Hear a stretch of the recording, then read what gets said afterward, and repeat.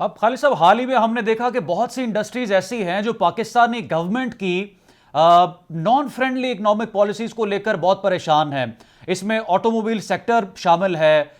بڑی کمپنیوں نے بڑی جو کمپنیز ہیں انہوں نے اپنی مینوفیکچرنگ روکی، پھر اس کو شروع کیا، قیمتیں بڑھا دیں، اور پھر وہ شکایت کرتے رہے کہ ہم پاکستان میں پلانٹ نہیں لگا سکتے. بالکل اسی طرح سے سیلولر سیکٹر ہے. بہت سی جو نیٹ ورک کمپنیز ہیں وہ یہ سوچ رہی ہیں کہ پاکستان میں شٹ ڈاؤن کر دیں کیونکہ یہاں پر گورنمنٹ کی توجہ نہیں ہے، یا ٹیکس اس طرح سے لگایا جا رہا ہے کہ معاملات ان کے دوسرے ممالک کی نسبت پاکستان میں خوشحالی کے ساتھ نہیں چل رہے. جو فارماسوٹیکل انڈسٹری ہے اور آپ جیسے مینوفیکچررز ہیں، ان کے بھی حکومتی پالیسی کو لے کر اس طرح کے خدشات ہیں کہ ریوائز ہونا چاہیے، تبدیلی ہونی چاہیے، کیونکہ یہ تو ایک بڑی نیسیسٹی ہے زندگی کی. اور جب تک فارماسوٹیکل انڈسٹری فلرش نہیں کرے گی، عوام کو کس طرح سے ریلیف ملے گا؟ آپ نے بالکل درست کہا کہ یہ تو کوئی برگر یا کوئی اس طرح کی چیز نہیں ہے کہ اس کے بغیر گزارا ہو سکے. تو بہت ایک بنیادی نیسیسٹی ہے. تو جو مینوفیکچررز ہیں فارماسوٹیکل، ان کے بھی ایسے خدشات ہیں؟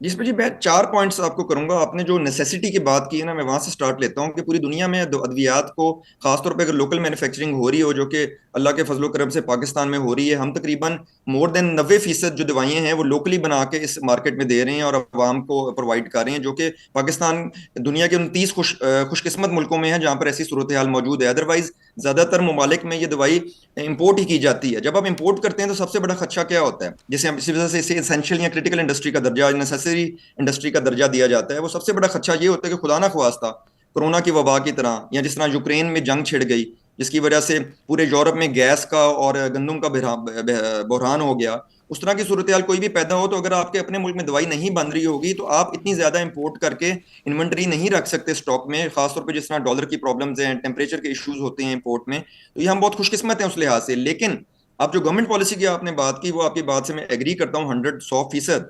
سب سے بڑا اگزامپل اس کا یہ ہے کہ پاکستان میں ایک وقت تھا کہ 30 سے زیادہ ملٹی نیشنلز کمپنی کام کرتی تھیں، ایکٹیولی کام کرتی تھیں، اپنی لوکل مینوفیکچرنگ کرتی تھیں. ان کی جو نئی ادویات دنیا میں آتی تھی وہ پاکستان میں بھی لانچ کرتے تھے، کیونکہ ملٹی نیشنلز کمپنی کی ایک پالیسی ہے کہ جو دوائی وہ دنیا کے کسی ایک ملک میں لانچ کریں گے وہ ایونچولی ہر ملک میں لانچ کرتے ہیں. یہ ان کی ایک قانونی پالیسی ہوتی ہے اپنی کمپنیز کی.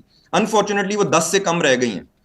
اس سال بھی ایبٹ اور جی ایس کے ٹائپ جو بڑے گروپ ہیں انہوں نے اپنی ہسٹری کے سب سے بڑے لاسز ریکارڈ کیے ہیں. اور یہ پبلک لمیٹڈ کمپنیز ہیں، اسٹاک مارکیٹ میں کوٹڈ ہیں، ان کی بیلنس شیٹیں اسٹاک مارکیٹ میں پوری عوام کے لیے دیکھنے کے لیے موجود ہیں اگر وہ دیکھنا چاہیں تو. اس کی وجہ کیا ہو رہی ہے جی؟ گورنمنٹ کی انفرینڈلی پالیسیز. اس کا سب سے بڑا نقصان کیا ہو رہا ہے کہ نئی دوائیاں پاکستان میں آنا آہستہ آہستہ ختم ہوتی جا رہی ہیں. جب نئی دوائی صرف امپورٹ ہوگی تو اس کی پرائس ڈالر سے لنکڈ ہوگی، ڈالر مہنگا ہوگا، دوائی خود بخود مہنگی ہو جائے گی. نمبر 1. نمبر 2 نقصان یہ ہوگا کہ لوکل ٹیکنالوجی میں اضافہ نہیں ہوگا، لوکل اس چیز کی مینوفیکچرنگ نہیں ہوگی. تیسرا، جب آپ لوکل مینوفیکچرنگ کرتے ہیں تو عوام کو تو سہولت ملتی ہے کہ ان کو سستی اور معیاری دوائی ملتی ہے. اس کا دوسرا فائدہ یہ ہوتا ہے کہ ہم ایکسپورٹ کی طرف جا سکتے ہیں. ہمارا ہمسایہ ملک جو آج سے 20-25 سال پہلے ہم سے پیچھے تھا، اس وقت $25 ارب کی ادویات ایکسپورٹ کر رہا ہے. $25 ارب کی. ہم اس وقت $300 ملین پہ بیٹھے ہوئے ہیں ادویات میں، اور $700 ملین اگر آپ پوری تھراپیوٹک گڈز کا سیکٹر لے لیں. یہ ایزیلی ہم نے گورنمنٹ کو پوری پریزنٹیشنز دی ہیں، گورنمنٹ کو پرائم منسٹر آفس میں، پلاننگ کمیشن میں ہمیں بڑی سپورٹ مل رہی ہے اس وقت، اور ہم لک فارورڈ کر رہے ہیں کہ جب یہ چیز اپنے منطقی انجام پہ پہنچے